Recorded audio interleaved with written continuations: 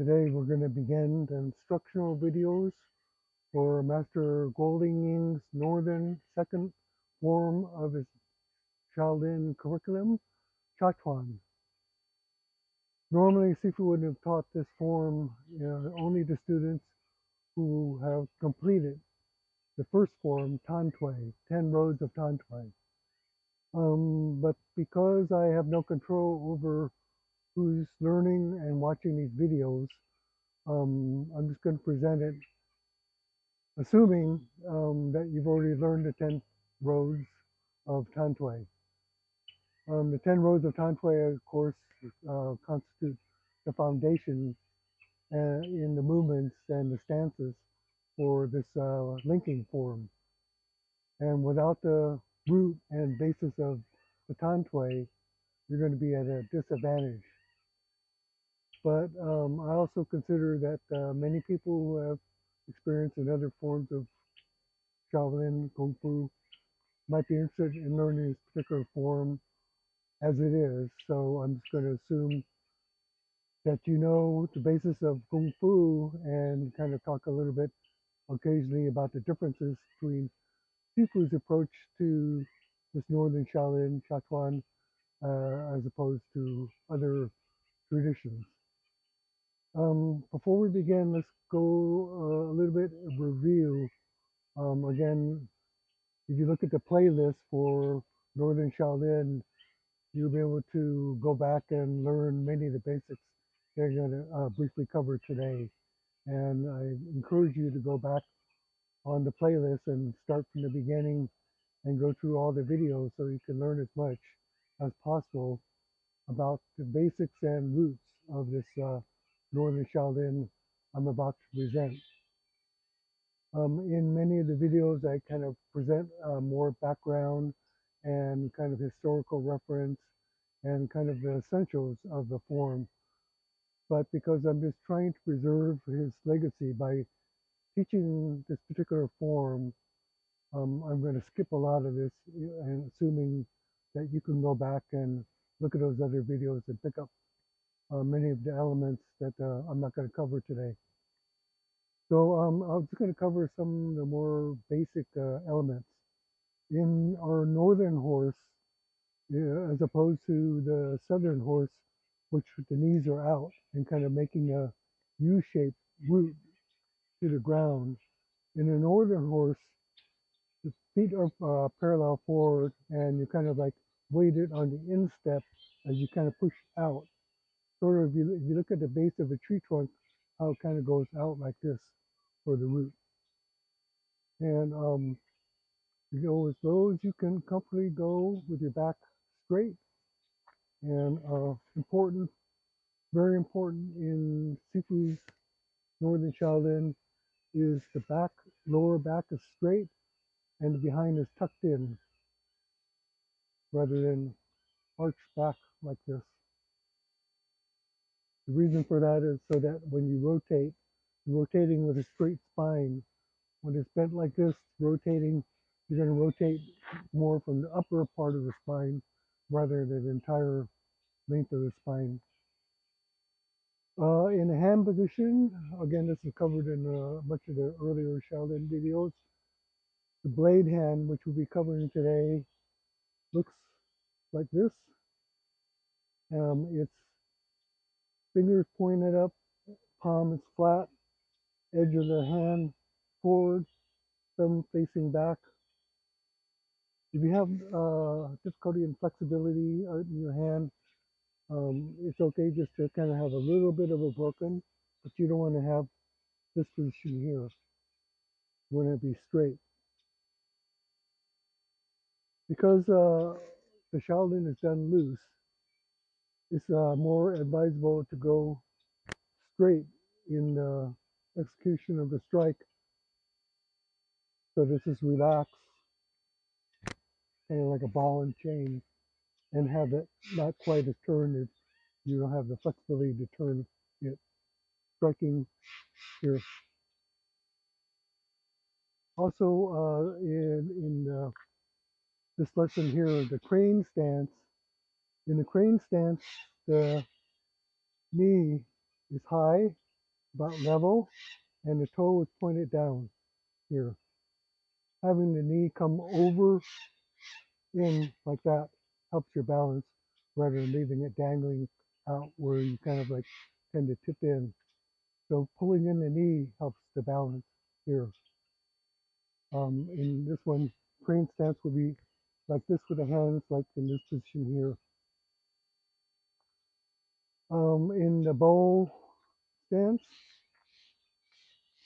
some people call it the bow and arrow stance as well. The bow stance, the knee is over the toe here. The hips are basically usually about a 45. It can be as much as like 90 degrees forward, 45 slightly turned out. And the stance is as low as you can comfortably be and move out of it. So the knee is over the toes so that you're already weighted and all you have to do is rise for the kick. Again, looking forward, bow stance, and the upper torso is relaxed, so it can be at a 45 or it could be straight for the striking.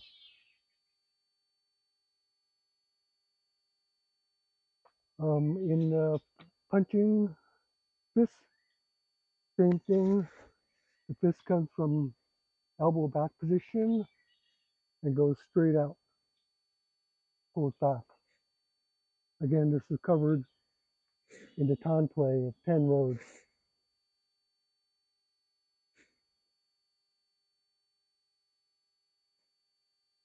What we call the cat stance, the low stance.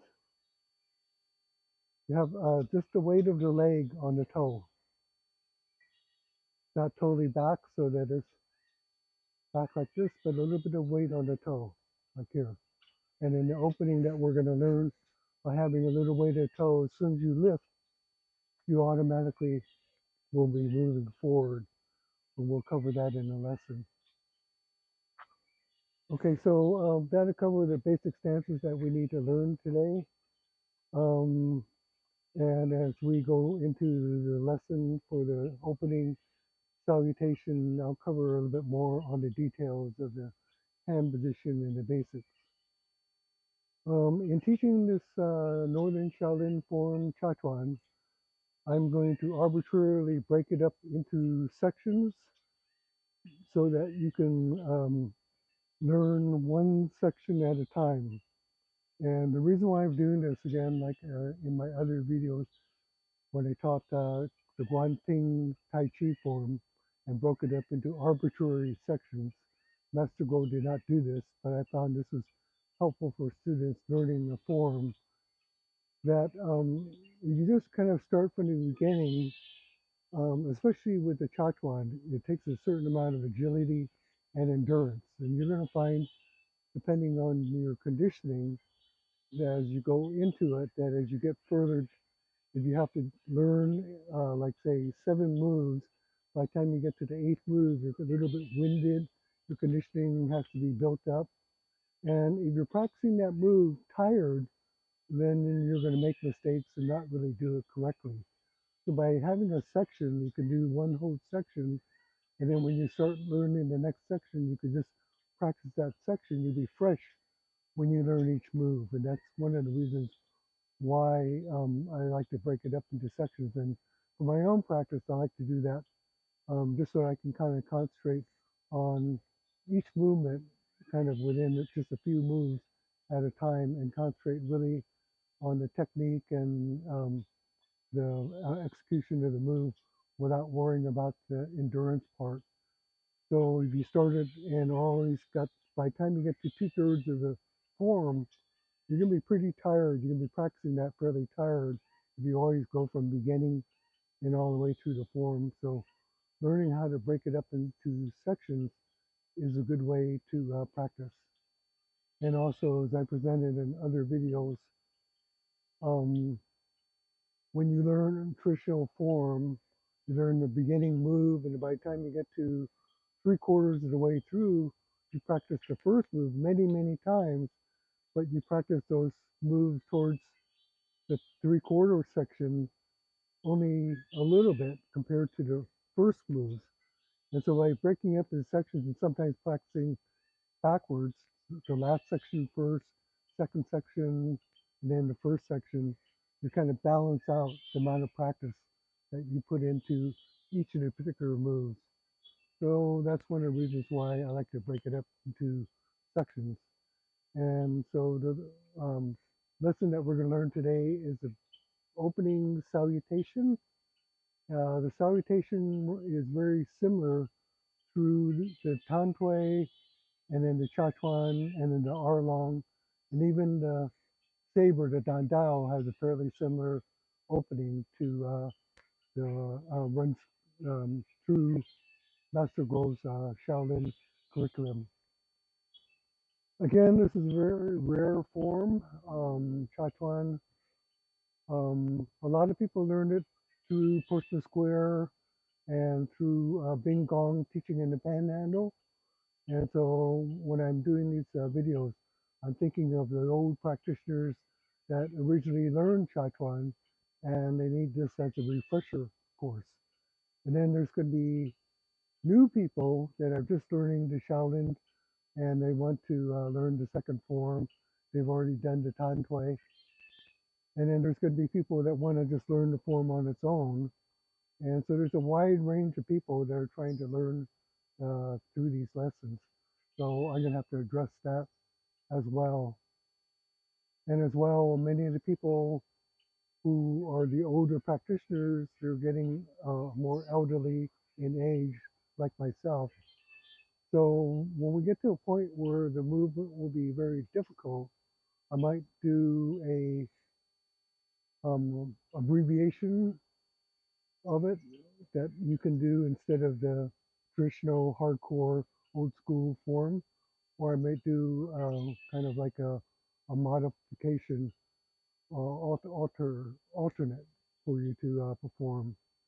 A lot of it's going to depend on your agility, how much you're going to be able to perform all of these moves because it's pretty strenuous form. Um, you just go back a few videos. I did the form on my 78th birthday, and you can get a full view of the form. And as well, then presentations of the form over the many years. So that's the introduction, and then we'll get right into the lesson next. What we're going to do is I'm going to present the three opening salutations for each of the three Northern Shaolin forms in Master Kuo Lien Ying's Shaolin curriculum. So you can see the similarities of the three salutations. Again, you just learn the 10 roads of the Tan Tui form, and then you're learning the Chuan. You'll see the similarities between the two right there. Normally, I'd be coming towards you, but to get a better view, I'm going to do it in this direction so you can see it better. So this will be the opening for the Tan Tui.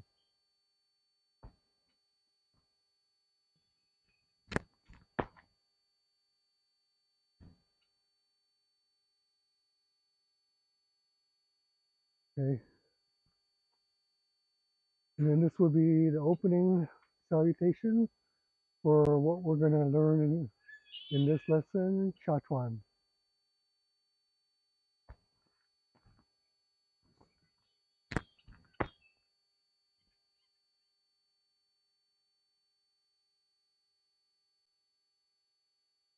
And then this will be the opening salutation for Arlong, the third form of Master Kuo's Shaolin curriculum. I'm not sure if I'm going to teach the Arlong form or not, but anyway, you'll be able to see the similarities in the opening salutation.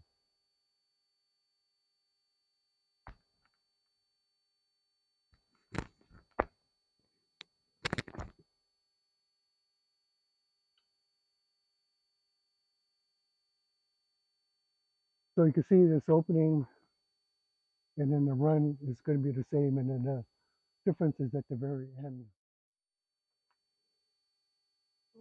Again, in teaching this video, I'm going to do it first facing the camera, and then I'll do it going in this direction, so you get a better view of the side view, so you can see better. Of course, in opening salutation, before you do your form, you're gathering your energy and your focus. So kind of a relaxed standing. And then hands come up and come back to this position here. At the same time that your hands come up, you're going to drop into the cat here like this. So in learning sequential order of movements, sometimes it's okay to do it separately. You want to do it like a simple form, you come up and then drop down here. But in just the very basics of the opening salutation, you're going to learn some basics of Kung Fu right from the very get-go. And so this idea of the drop, like that, simple enough, but it's different than just going like that. So what we're learning in this drop, and again, I'll do it from this direction here, is that as you drop, you're like learning how to sink down immediately with gravitational force. So from here, like that, I like to call like a elevator drop. It's like all of a sudden the elevator dropped down and you just kind of coming down like that. You're learning how to remove your weight and learn how to be off balance. Because if I'm here, the tendency to move that direction, I would kind of weight myself and then move in this direction. But if I just lift up this foot, I'm already moving in that direction. So immediately what we learn right here is to kind of remove that weight. My neighbor's like practicing pistol shooting over there. Hear that in the background, it's okay. That's a country life. So also, again, in this direction here, coming up, right there. Okay, in this direction here, like that. Again, in the cat stance here, I want to be a little bit forward weighted so that as I remove this foot, I start moving into the stepping portion. Now, when you're just learning the form, it's maybe hard to remember all these little details of the weight, but I'm throwing that in so that as you progress, you can learn how to add those elements that are so particular to this style of Kung Fu, using your body weight and emptying and using that directional force. That kind of goes for people that are already seasoned practitioners, this little added information that they may not have been picked up through the lessons in Portsmouth Square. So again, from the side view, the hands kind of come in front of you a little bit into the elbow back position here. So drop into the here. Now when you shoot out, it's going to be the right hand wrist over the left wrist. Yeah. And from the frontal view, drop down, shoot out. One more time. Drop down, shoot out. So from here, the hands go back into the beak hand position. Beak hand, fingers together, and the wrist should be fairly straight, but there's also that tendency to curve that wrist. That's okay. So shoot out, and the hands go back at about a 45-degree angle. They don't drop down like that, like sweeping out, like swimming, like a move in swimming. So again, from here, drop down, two blade hands forward, and then sweep back. Again, in learning the sequence, sometimes again it's good to break it up. So because actually when you're doing it, you're going to be combining a lot of moves at the same time. But in order to learn it, you want to break it up so that you remember every little detail. So again, from here, drop down, shoot out, sweep the hands back. From here, you're going to step 1, 2, 3. Okay, gotta do it a little further back so you can see. Drop down, shoot out, sweep back, step 1, 2, 3, stamp. Okay, drop down, shoot out, sweep back, 1, 2, 3, stamp. Hands come in front.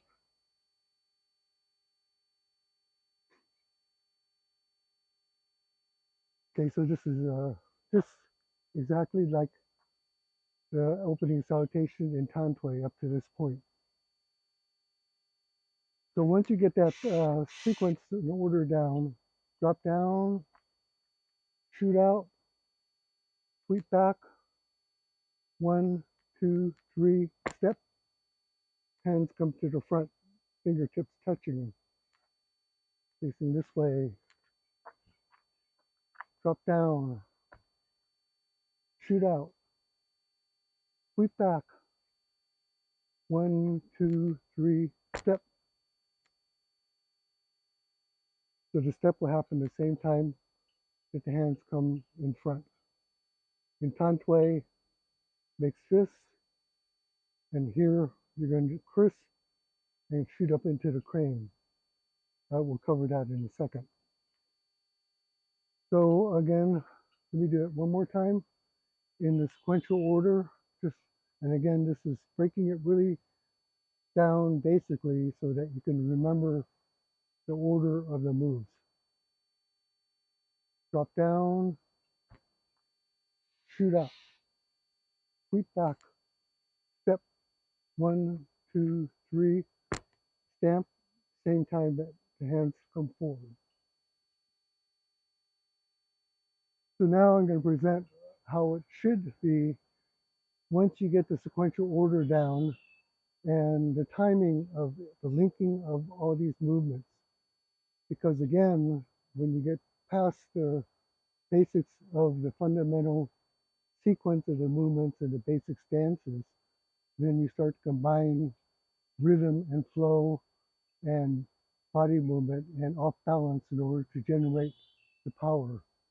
So I'm teaching this in this order so that you can kind of like go and learn from the beginning and have the sequential order and stance correct. But as you get into how it should be done, then things start to change a little bit. Again, this is just a pretty simple move, but again, as I go through this, you can see how much amount of detail there is besides the obvious that you see when you're watching somebody do the form. So then you're going to change the timing a little bit so that as you drop down, the hands will be coming back here. Shoot out. Now, as you sweep back, is when you want to remove that foot so that you start to move into the run. And you want to use that momentum for the run here into power for the hands coming over to regain your balance. So think of it as like this. You're upright into the cat stance. As soon as you move your foot, you start to lose your balance going forward. You run 3 steps, and now as you catch your balance, using that last to whip that hand forward. And this is what it looks like if you do it with that kind of timing.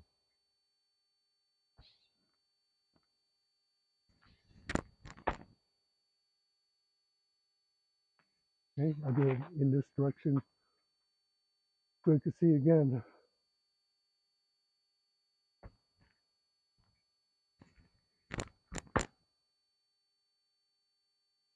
Okay, and one more time coming straight forward towards you.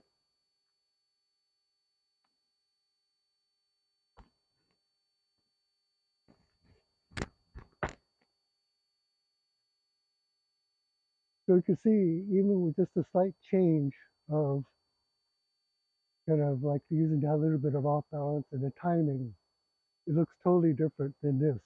Let me show you the two again. The basic,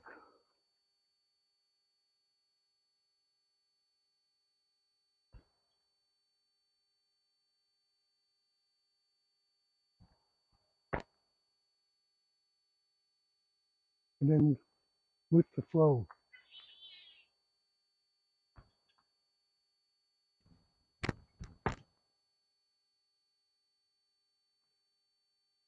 So it's not just me putting kind of more expression into the moves, it's using the change of balance to generate the force. And learning this comes with time. Okay, so let's get into the finish part of the move here in the salutation for Chuan. When you come around, instead of like for a tantway, where you come into the fist from here and then you do the circle, from here you're going to come into the fist and then the hands come down into this position here.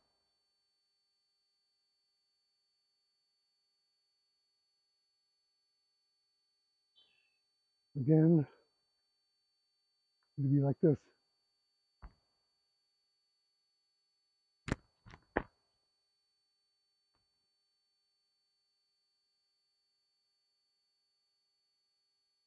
Okay, again from here, from this position here, come to the fist, then cross, and then as you come up with the left knee, the right hand, back of the right hand is going to strike the knee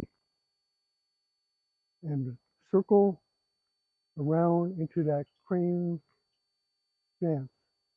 This arm is fairly straight. It could be a little bent or it could be straight. Either one. It's up to you how you want to express it. From here, here, turn. Remember to use this knee for the balance. Here, toe pointing down. And this is slightly resting on that knee, making a circle.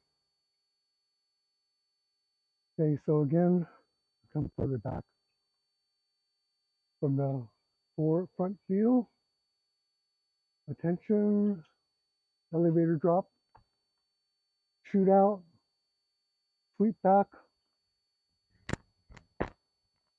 stamp, and come forward with the hands. Turn the fist, cross, and then this.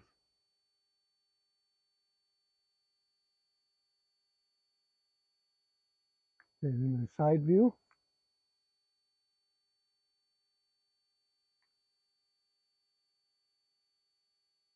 Do the elevator drop, shoot out, sweep back, 1, 2, 3. This, cross into the crane.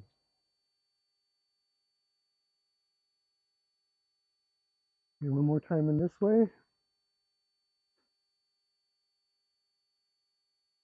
Attention, dropping down, shoot up, sweep back.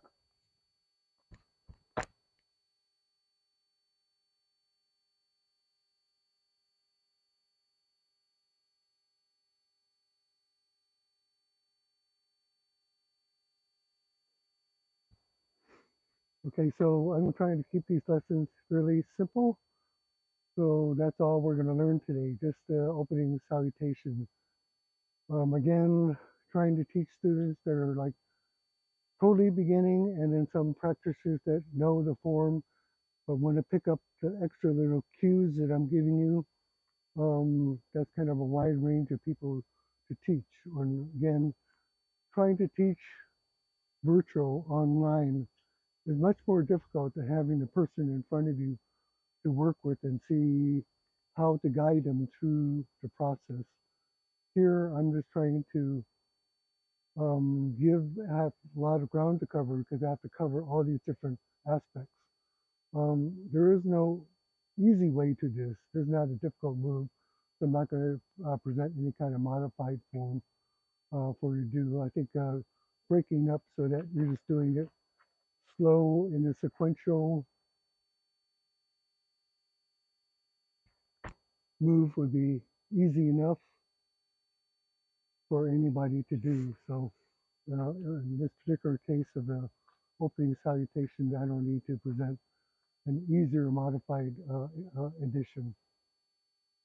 Okay, so good luck with that again throughout my presentations. If you have any questions, really feel free to comment.